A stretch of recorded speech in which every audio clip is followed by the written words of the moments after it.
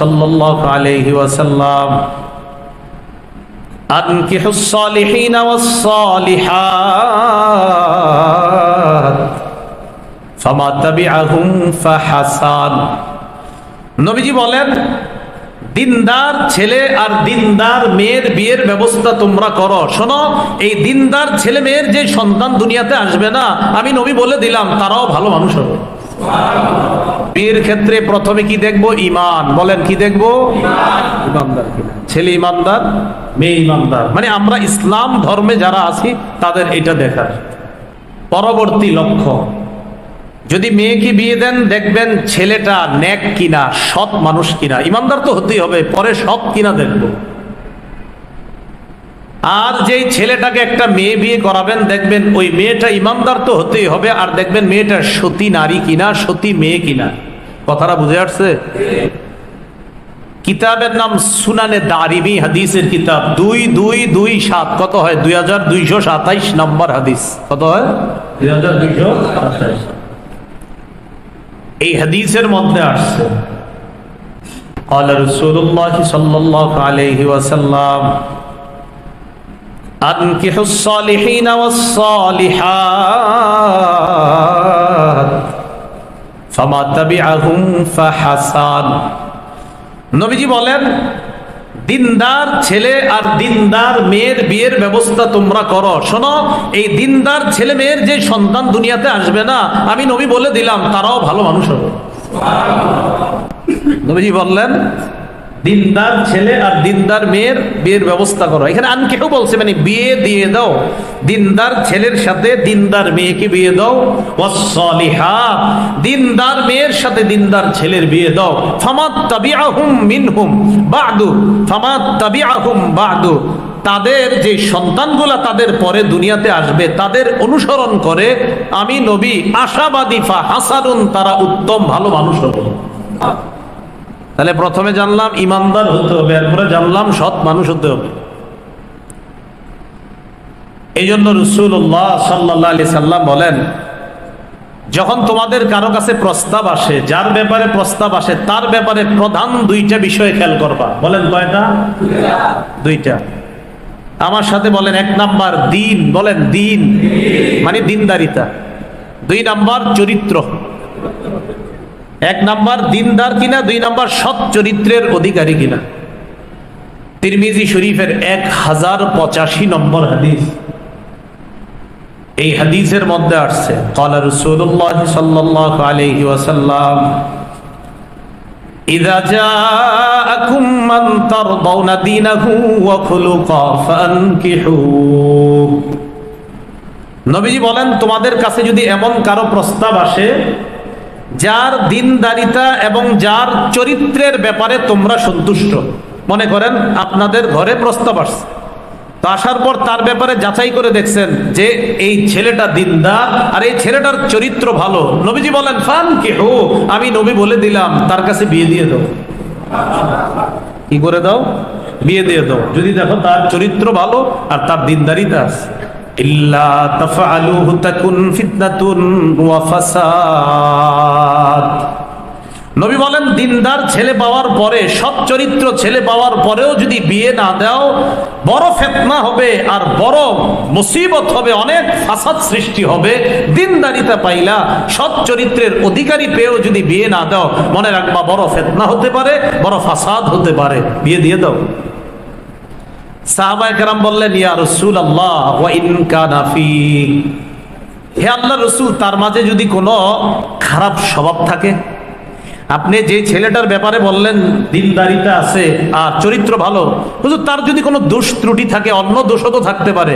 নবীজি বলেন, ইযা জাআকুম মান তারদাউনা দীনাহু ওয়া খুলুকা। নবী আবার বললেন, শোনো, এমন প্রস্তাব যদি আসে যার দিনদারিতা আর সৎ চরিত্রের ব্যাপারে তোমরা সন্তুষ্ট, অন্য দোষ বেশি দেখো না, তার কাছে বিয়ে দিয়ে দাও।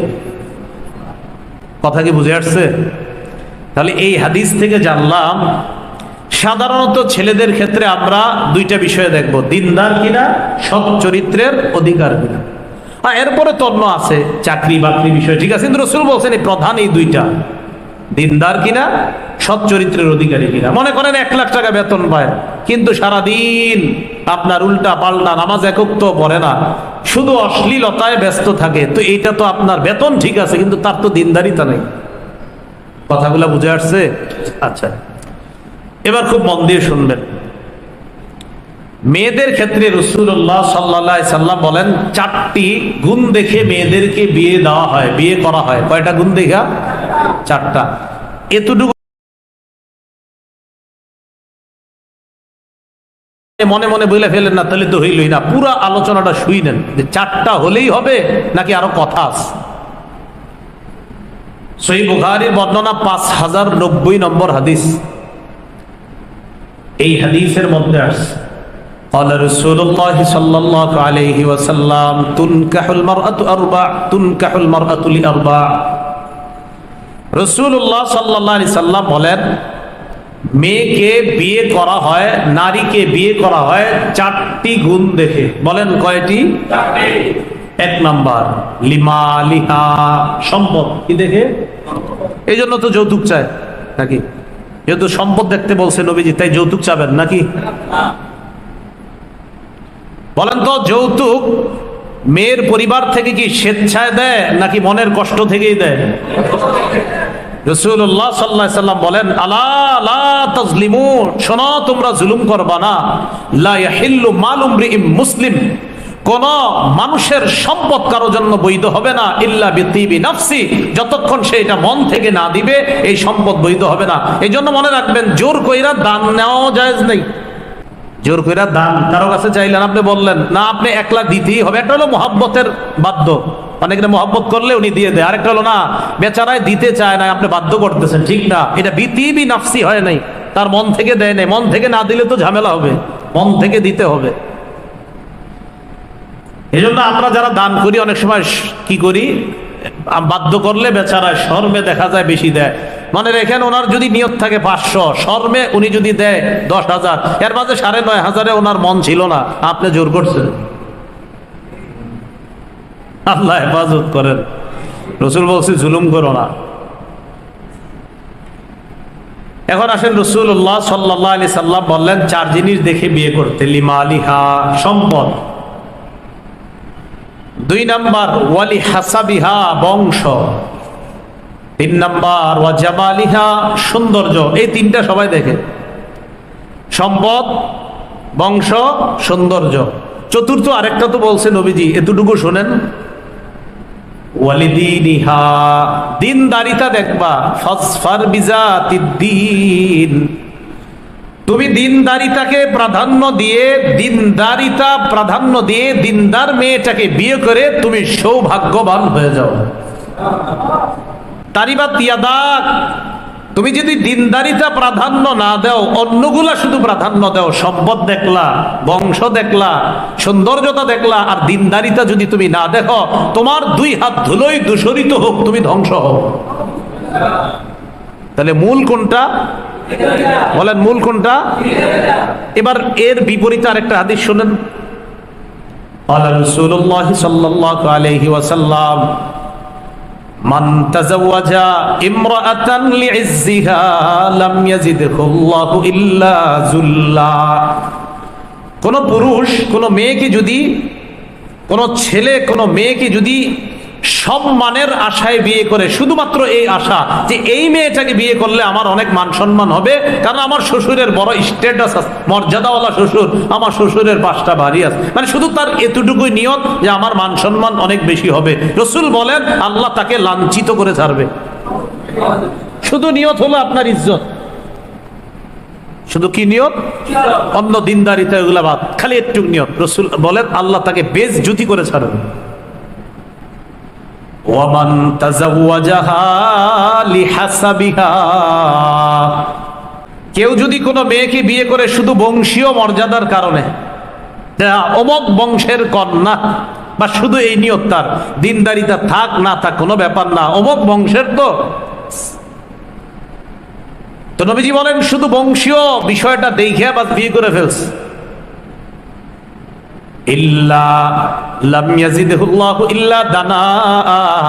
আল্লাহ তাকে মানুষের সামনে নিচু কইরা ছেড়ে দিবে। মানুষের সামনে আল্লাহ তাকে নিচু বানায়া দিবে, কারণ সে তো বড়, শুধু বড় হওয়ার ইচ্ছায় বংশ দেখে বিয়ে করছে, আল্লাহ তাকে নিচু বানাবে। এরপরে নবী বলেন, ওয়ামান তাযাওয়াজাহা লিমালিহা, কেউ যদি কোনো মেয়েকে শুধু সম্পদের লোভে বিয়ে করে, এটা বলেন তো একটু সবাই, কিসের লোভে? না এভাবে না, বলেন শুধু সম্পদের লোভে। বলেন কি? কোন মেয়েরে যদি কেউ বিয়ে করে, লাম ইয়াজিদহুল্লাহু ইল্লা ফাকরা, আল্লাহ তারে দরিদ্র বানায় ছাড়বে, আল্লাহ তার দারিদ্রতা বাড়ায় দিবে। দারিদ্র, কারণ ও তো সম্পদের আশায় এখন বিবিরটা শেষ করতে করতে করতে এখন নিজে ভিক্ষার ঝুলি নিয়ে আসতেছে, আল্লাহ তাকে দরিদ্র বানায় ছাড়বে। আল্লাহ কথাগুলা বোঝার তৌফিক দান করেন।